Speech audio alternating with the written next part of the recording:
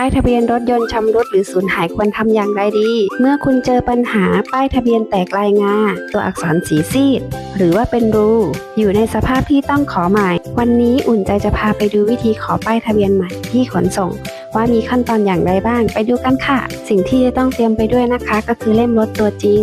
บัตรประชาชนเจ้าของรถตัวจริงค่ะเมื่อไปถึงขนส่งแล้วอย่าลืมไปกดบัตรคิวก่อนนะคะกดเสร็จแล้วก็นั่งรอเจ้าหน้าที่เรียกและยื่นเอกสารพร้อมกรอกข้อมูลในคำขอมีค่าธรรมเนียมแผ่นป้ายละ100 บาทค่ะปกติแล้วจะใช้เวลาผลิตแผ่นป้ายใหม่ประมาณ15 วันทำการหรือตามที่เจ้าหน้าที่นัดเมื่อครบกำหนดนะคะให้เรานำป้ายทะเบียนเก่าที่ชำรุดมาส่งคืนเจ้าหน้าที่ด้วยค่ะร้อนเงินอย่าเพิ่งร้อนใจนะคะถ้ามีบ้านมีรถชีวิตไม่สะดุดแน่นอนค่ะเพราะอุ่นใจกู้ง่ายได้ชัวร์